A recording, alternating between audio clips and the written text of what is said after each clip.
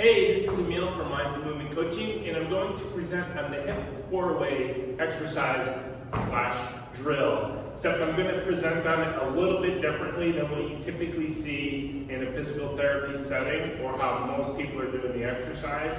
And I'll explain as I go into each sequence here. So hip four ways, we're going to strengthen the hip through abduction, extension, adduction, and flexion.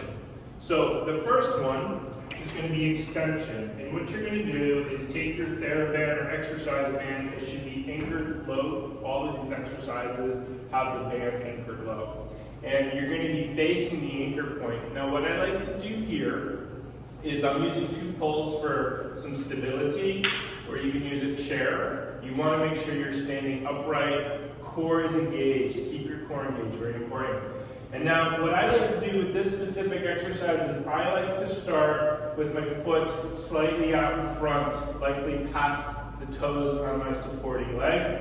And then from there, I bring my leg back and I stop just as my toes clear the heels of my supporting leg. And the reason for that is because we don't have that much range of motion when it comes to pure hip extension. And a lot of times people will pull their legs so far back that they start to jack up their lower back, and they're just now going into an anterior pelvic tilt. So we want to make use of the full available range of motion that we can through the gluteal muscles. So that's why I have you start with your foot out in front with a bit of tension there. And then since we're only working through a limited range of motion, because that's all we've got in the glute, is to start with that tension with the toes out in front. Okay, comprende? Good. So now the next one, in most situations when I see this exercise presented, the people just have you attach the band to your foot, and the foot's out in front, and you're cranking away, and you think you're doing hip abduction, getting your glute medius. And I will argue that you're likely just using a lot of your TFL, which is a hip flexor. And in this video, I'm going to present that we want to be working our hip flexors at end ranges of motion and not in a short flexed position. Not that it's short flexed here, but we don't want to overuse the TFL. Okay, talking too much. So what I have you do is step over with your supporting leg so that the band is behind that leg. And what a good rule of thumb is, with alignment on the anchor point, I have the instep, or the ball of my foot, aligned with the curvature of the instep on my supporting leg. Staying upright, I bring that leg out to the side. And again, as soon as I start to hip hike, or if my hip comes up towards my ribs, I've gone beyond the available range of motion I have in my hip. So guess what? Keep your core engaged.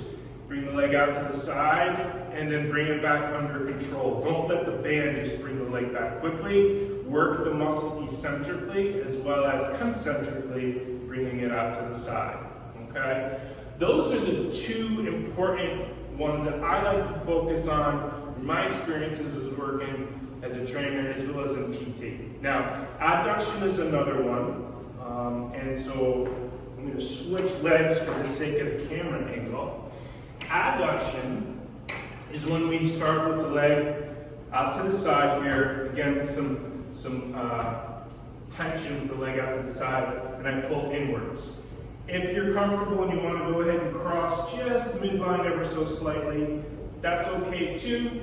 But if you start to get too much work going on up in here, back off on that range of motion, because there's other ways of getting to those hip adductors.